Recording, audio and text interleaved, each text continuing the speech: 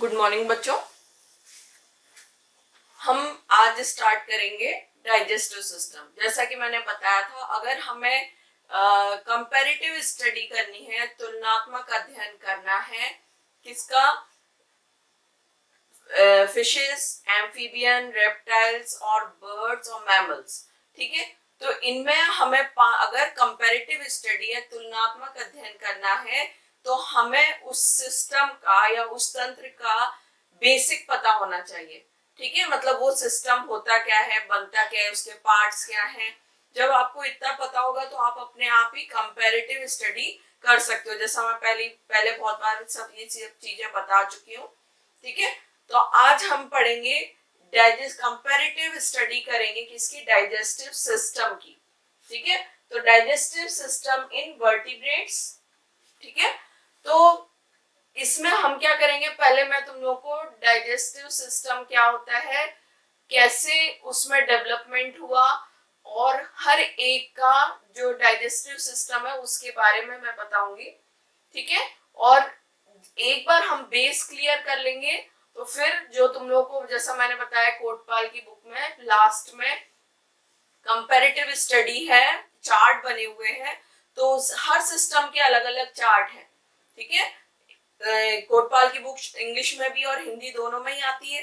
तो comparative study के लिए एक बार ये समझ लोगे, टर्म्स याद आ जाएंगे, तो वहां पर फिशेस में ऐसा, एम्फीबियन में रेप्टाइल, बर्ड, मैमल, इस तरह करके सामने ही आप उसके बारे में समझ सकते हो।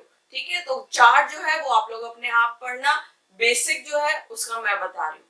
ठीक है, तो इस तरह डाइजेस्टिव सिस्टम जो होता है, या हम कहते हैं पाचन तंत्र, ये क्या होता है कि जो आप जो फूड खा रहे हो, खाना खा रहे हो, उस खाने को आपको डाइजेस्ट करके एनर्जी देने का काम ये कौन करेगा, डाइजेस्टिव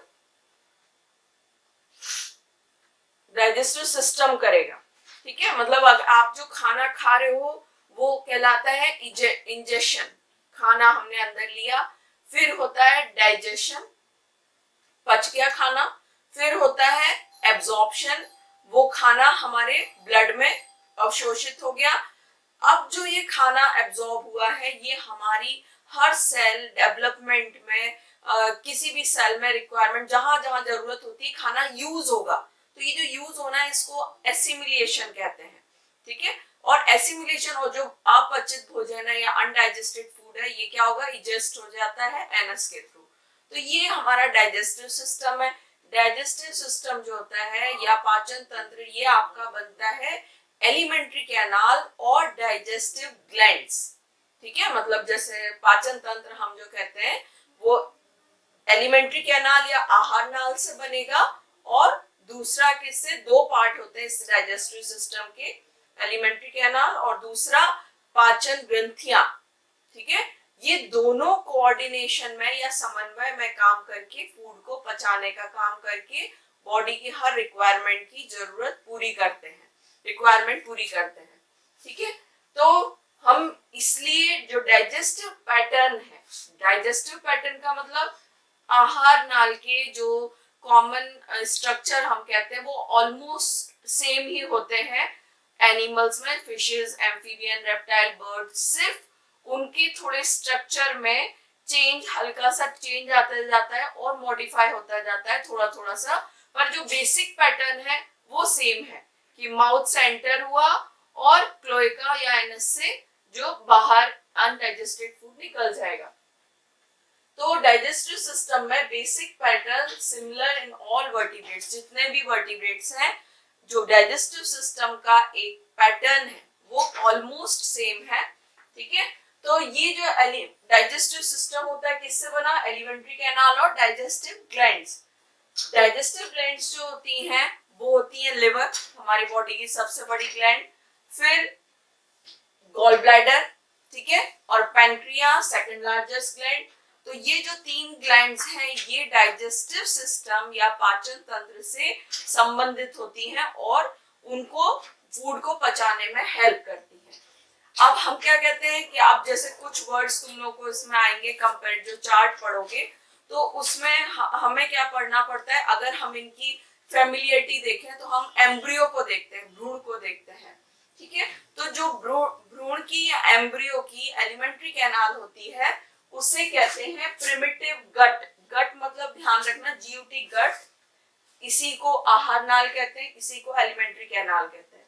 ठीक है, तो जो एम्ब्रियो या भ्रूण में पाई जाती है नलिका वो क्या कहलाएगी, प्रिमिटिव गट, या हम कहते हैं आर्केंट्रॉन। ठीक है, आर्केंट्रॉन मतलब क्या है, प्रारंभिक नलिका या प्रिमिटिव गट, और मीजेंट्रॉन, मीजेंट्रॉन भी इसको कहते हैं। ये जो प्रिमिटिव गट जैसे हमने बताया है एक्टोडर्म, मीजोडर्म और एंडोडर्म, ये 3 जर्म लेयर होती है गैस्ट्रोला में। इन्हीं 3 जर्म लेयर से बॉडी के पूरे ऑर्गन बनते हैं। तो जो डाइजेस्टिव ग्लैंड सिस्टम होता है ये एंडोडर्म से बनता है। ठीक है, तो जब एम्ब्रियो का डेवलपमेंट हो रहा होता है तो उसकी जो आहार नाल होती है वो प्रिमिटिव गट कहलाती है।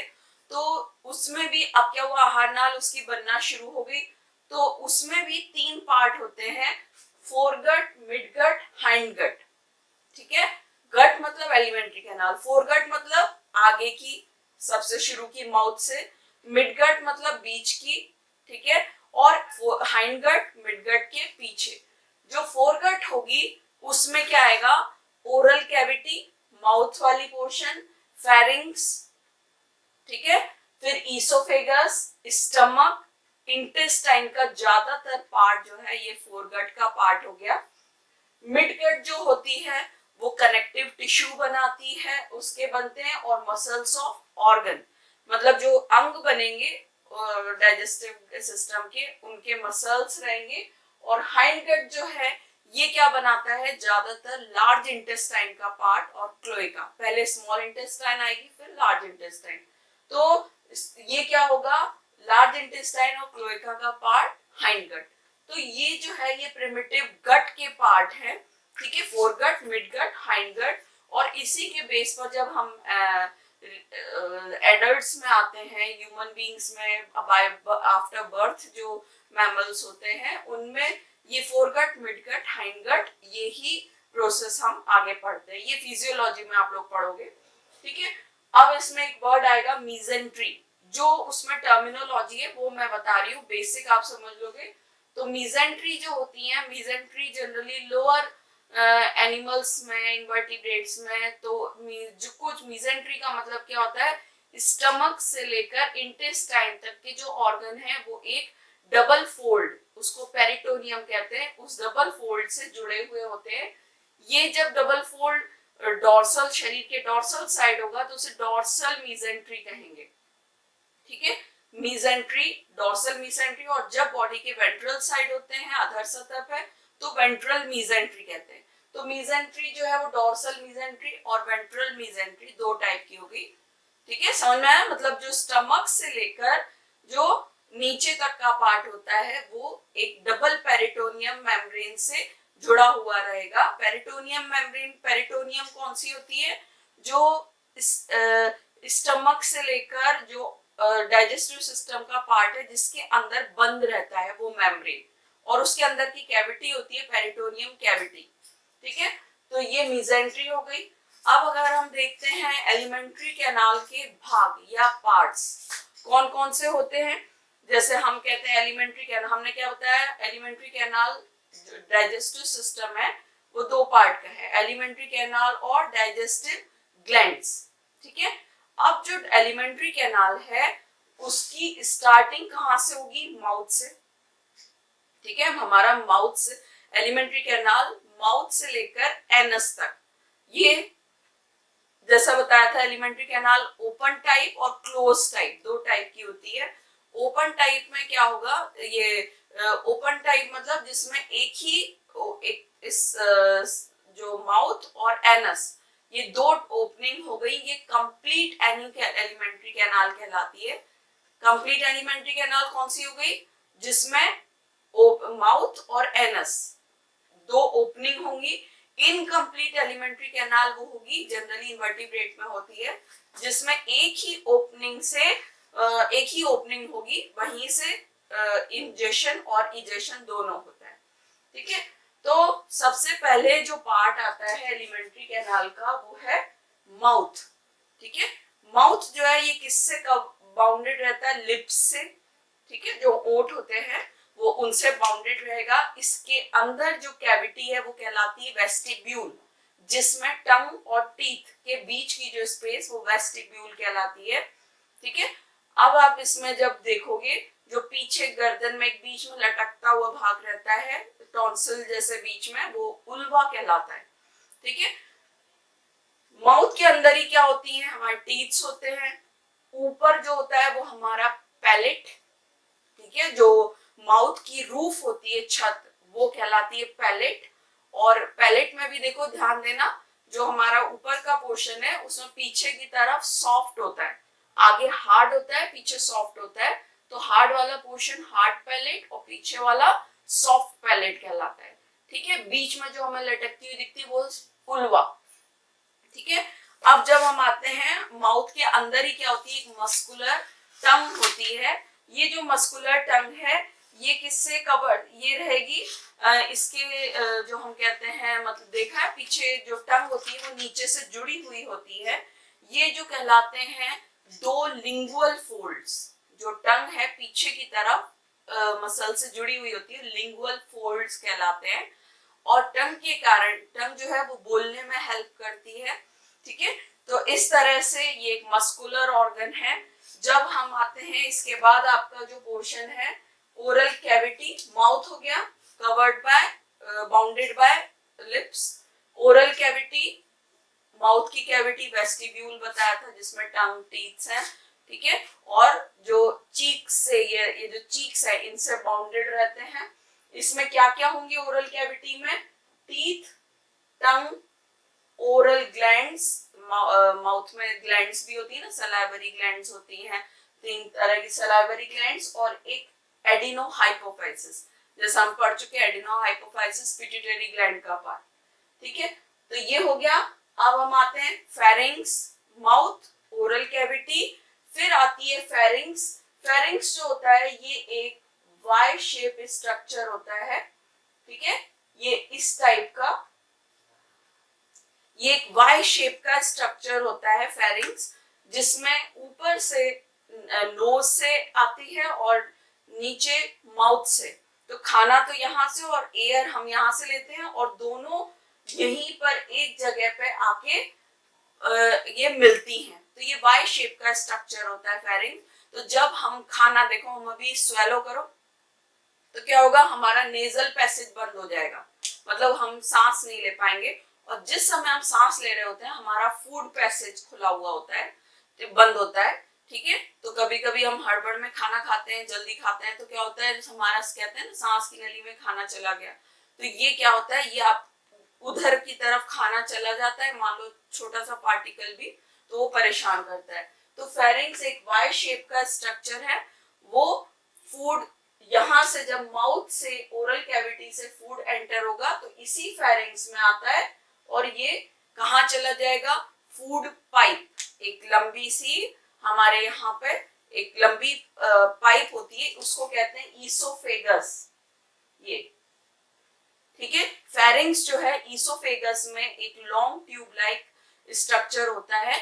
ये जो ट्यूब लाइक स्ट्रक्चर है इसी को हम कहेंगे डाइजेस्टिव ट्यूब या ईसोफेगस जो है, इसमें पेरिस्टालसिस मूवमेंट होता है, परानुकंचन, मतलब इस टाइप का जब हम खाना मुंह में लेते हैं, निगलते हैं, तो फेरिंग्स से होता हुआ ये लंबी ट्यूब लाइक स्ट्रक्चर इसमें आता है। और संकुचन शिथिलन, संकुचन शिथिलन, ये पेरिस्टालसिस मूवमेंट से होता हुआ ये नीचे की तरफ जाता है, और कहाँ जाएगा, स्टमक में। ठीक है, स्टमक में जाता है। और हमारे जब स्टमक में यहाँ पर ग्लैंड्स होती है, लिवर, पैनक्रियास, गॉल ब्लैडर, तो खाना यहाँ जब पाचन तो हमारा माउथ में शुरू हो जाता है, ठीक है, सलाइवरी ग्लैंड के थ्रू।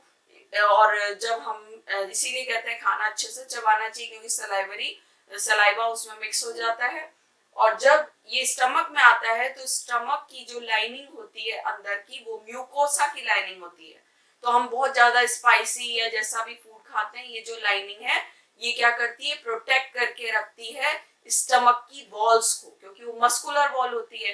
तो हम जैसे कई बार कहते हैं पेट में अल्सर हो गए, अल्सर होना मतलब वुंड्स, घाव, तो ये जो म्यूकस मेम्ब्रेन है यही क्या होती है, जगह जगह पे टूट जाती है। तो क्या होगा, खाना जो भी हम स्पाइसी खाते हैं वो सीधे वहां पे लगता है, मसल्स सीधे हमारा ओपन टिश्यूज में लगता है। म्यूकस मेम्ब्रेन प्रोटेक्टिव मेम्ब्रेन है स्टमक की, जो जितने भी HCl जूसेस वगैरह उन सब से प्रोटेक्ट करती है।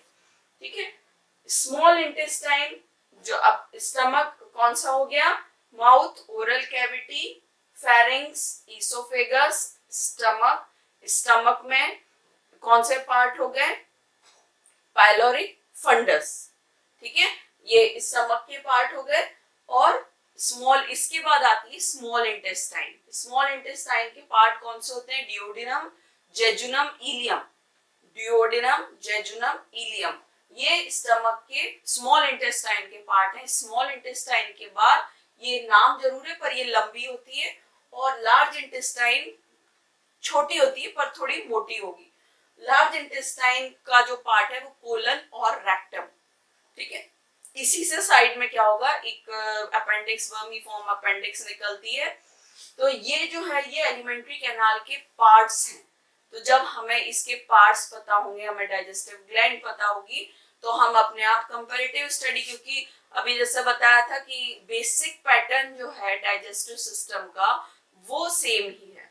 ठीक है, तो जैसे हम कहते हैं, हमने कहा कि अभी तक जैसे पहले पढ़ा हुआ था कि जैसे जैसे कोई सिस्टम या कुछ भी है, फिशेस में कोई भी, जैसे हार्ट कहते हैं, हार्ट 2 चैम्बर्ड हार्ट फिशेस में होता है। फिर एम्फीबियन में भी 3 चैम्बर्ड हार्ट, रेप्टाइल्स में भी 3 चैम्बर्ड हार्ट, बट जो क्रोकोडाइल होते हैं, मतलब जो एडवांस हो गए रेप्टाइल्स में, उनमें 4 चैम्बर्ड हार्ट होता है। तो क्या हो रहा है कि ये जो जैसे डेवलपमेंट बढ़ रहा है फिशेस से लेते लेते धीरे धीरे धीरे धीरे जब हम मैमल्स तक आते हैं, इनका डाइजेस्टिव सिस्टम टॉप पे होता है, मतलब सबसे ज्यादा कॉम्प्लिकेटेड। सिंपल, जितना सिंपल एनिमल होंगे उनका उतना ही सिंपल स्ट्रक्चर होगा। जैसे हमें पता है protozoa single cell simple type का स्ट्रक्चर, फिर आप थोड़ा और कॉम्प्लिकेटेड पॉरीफेरा, फिर सीलेंटेटा।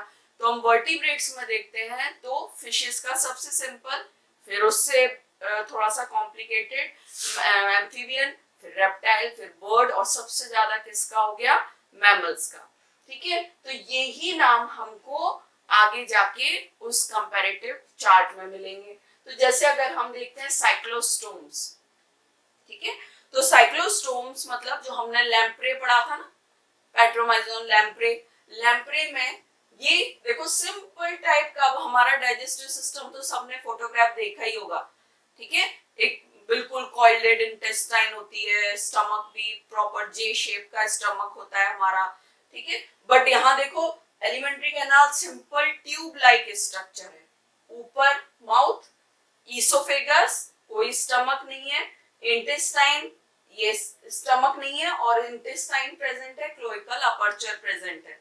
मतलब ये जो सबसे पहले के वर्टिब्रेट्स थे उनमें सिंपल टाइप की बिल्कुल एलिमेंट्री कैनाल थी। अब जब हम आते हैं एडवांस फिशेस में, ये थी प्रिमिटिव टाइप की फिशेस। जब हम एडवांस फिशेस में आते हैं तो इनमें आते हैं जैसे इलास्मोब्रैंक, हम कहते हैं ना शार्क, कार्टिलेजिनस फिशेस। उनमें देखो अब यही डिफरेंस, यही एलिमेंट्री कैनाल देखो चेंज हो गई, डिफरेंस आ गया। ऊपर क्या हो गया, ये माउथ, ईसोफेगस। अब इसमें स्टार्टिंग किससे हो रही है, स्टमक से, कार्डियक स्टमक। ठीक है, स्टमक के कितने पार्ट होते हैं, कार्डियक, पाइलोरिक, फंडिक, फंडिस, तीन पार्ट होते हैं। तो कार्डियक स्टमक, फिर देखो इन जो इलास्मोब्रैंक होती है उनमें एक छोटी ओपनिंग ब्लाइंड सैक होती है। अब ये क्या है, ये जो इस तरह के जो मैं बता रही हूँ फिश, एम्फीबियन, रेप्टाइल, बर्ड और मैमल, इनका आपको कोटपाल की बुक में एक डायग्राम सबका मिल जाएगा। अगर नोट्स में जाता है तो नोट्स में मैं तुम लोगों को भेज दूंगी। तो एक ही पेज पे आपको कंपैरेटिव डायग्राम, उसमें तो क्या होते हैं 2-3 फिशेस दे दी हैं, आपको पढ़ना है एक फिश, मान लो आपने ये ले ली इलास्मोब्रैंक, एक एम्फीबियन, एक रेप्टाइल, एक बर्ड और एक मैमल, बस इतने का ही देखना है, और सब चीजें डायग्राम के बेस पे पढ़ना। तो जब कंपैरेटिव पढ़ोगे तो उसमें जैसे फिश का आता है तो फिश का एलिमेंट्री कैनाल देखना। ठीक है, फिश का एलिमेंट्री कैनाल देखोगे अपने आप उसकी सारी चीजें समझ में आ जाएंगी। जब एम्फीबियन का लाइन पढ़ो उसमें, तो एम्फीबियन का डाइजेस्टिव सिस्टम देखना, तो वैसे समझ में आ जाएगा। तो एक ही पेज पे आपको डिफरेंस समझ में, एक ही पेज पे डायग्राम दिए हैं पांचों के, तो डायग्राम ध्यान रखना, ठीक है। ध्यान रखना बायो जो होता है, जूलॉजी स्पेशली, डायग्राम के बिना कुछ नहीं है, ठीक है। तो oesophagus, cardiac stomach, blind sac, फिर इस कार्डियक स्टमक के बाद क्या होता है, पाइलोरिक, फिर फंडस। तो कार्डियक स्टमक, पाइलोरिक स्टमक, और यहाँ फंडस, ये पार्ट हो गया। फिर ये जो ट्यूब लाइक मुड़ा हुआ स्ट्रक्चर, ये डिओडिनम। डिओडिनम किसका पार्ट है, स्मॉल इंटेस्टाइन का, ठीक है। डिओडिनम, इसमें जेजुनम नहीं है, इलियम नहीं है, ठीक है, सिर्फ डिओडिनम है। फिर इसमें अब ये स्पेशल कैरेक्टर है इलास्मोब्रेंक का कि इनकी जो इंटेस्टाइन होती है वो स्पाइरल होती है, ठीक है। मतलब अगर हम इसको कट करेंगे तो ऐसा स्ट्रक्चर इनकी इंटेस्टाइन में दिखेगा। इसको जब अगर हम ऊपर से कट करते हैं तो ये स्पाइरल इंटेस्टाइन दिखती है इस टाइप से, ठीक है। अब आप नीचे आते हो तो देखो यहाँ पर अब जो लार्ज इंटेस्टाइन है उसमें रेक्टम और क्लोएका दोनों प्रेजेंट है। ये देखो कोलन रेक्टम ये प्रेजेंट है, और एक क्लोइकल अपर्चर होता है, एनस नहीं, क्लोइकल अपर्चर होता है। और यहां से एक निकलती है रेक्टल ग्लैंड, ठीक है, वो इन इलास्मोब्रैंक फिशेस में पाई जाती है, रेक्टल ग्लैंड। तो ये सिंपल आप डायग्राम, आपको सबके नाम पता ही है, स्ट्रक्चर पता है तो आप कंपैरेटिव भी बता दोगे। अब देखो देख के ही आप डिफरेंस इजीली बता सकते हो। अब जैसे ये है एम्फीबिया, फ्रॉग में देखो अब ये इंटेस्टाइन जो है ये कॉइल्डेड हो गई, अभी तक कॉइल्डेड नहीं हुई थी, यहाँ थिकनेस हुई, स्टमक बन गया। अब यहाँ पर देखो ईसोफेगस, स्टमक, ठीक है, यहाँ पर पाइलोरिक फंडस, जो पाइलोरिक यहाँ नहीं था, ये पोर्शन जो बढ़ रहा था, ये पाइलोरिक स्फिंक्टर, स्फिंक्टर मतलब जो फूड को वापस ऊपर नहीं आने देता, पाइलोरिक स्फिंक्टर हो गया। डिओडिनम, ठीक है। अब इलियम बन गई, अभी जेजुनम नहीं बनी है, इलियम बन गई। रेक्टम, अब ये किसका है, फ्रॉग का। तो फ्रॉग में देखो यहाँ पर रेक्टल ग्लैंड नहीं है, पर यहाँ पर एक ये जो इस तरह का स्ट्रक्चर, ये यूरिनरी ब्लैडर, ठीक है, जो में क्या, यूरिनरी ब्लैडर जो यूरिन को स्टोर करता है, वो इसमें प्रेजेंट होगा और क्लोएका के थ्रू बाहर खुलेगा। और ये क्लोएका क्लोइकल अपर्चर के थ्रू, अपर्चर मतलब छिद्र, क्लोइकल अपर्चर के थ्रू ये क्लोएका बाहर की तरफ खुलता है, ठीक है। तो इस तरह से यहाँ पर देखो हमारे जैसे ध्यान है ना, इंटेस्टाइन में कितने कॉइल्डेड होती है इंटेस्टाइन, ठीक है। तो यहाँ पर देखो धीमे धीमे करके कॉइल्डेडनेस बढ़ने लगी। तो ये हो गया एम्फीबियन का। अब जब आप आते हो रेप्टाइल्स में, तो रेप्टाइल्स में देखो अब ये कॉइल्डेडनेस, और ये इसमें मैंने कम इसको ट्विस्ट किया है, अदरवाइज और ज्यादा ट्विस्टेड था। Oesophagus, stomach, duodenum, small intestine और इलियम, कोलन। अब यहाँ रेप्टाइल्स में एक स्पेशल चीज एक अलग सी होती है, इलियोसिलिक कोलिक सीकम, इलियोकोलिक सीकम, ये इन्हीं रेप्टाइल्स में पाई जाती है, ठीक है, किसमें, स्मॉल इंटेस्टाइन में। और यहाँ फिर वही रेक्टम, क्लोएका, क्लोइकल अपर्चर। तो ये रेप्टिलियन टर्टल का जो हम कह सकते हैं वो डाइजेस्टिव सिस्टम ये हो गया, ठीक है। तो ये जो स्ट्रक्चर है ये आप देख के ही इजीली बता सकते हो कि क्या डिफरेंस इनमें है, ठीक है। तो अब नेक्स्ट क्लास में मैमल्स का और बर्ड्स का, इसका डाइजेस्टिव सिस्टम पढ़ेंगे, ठीक है।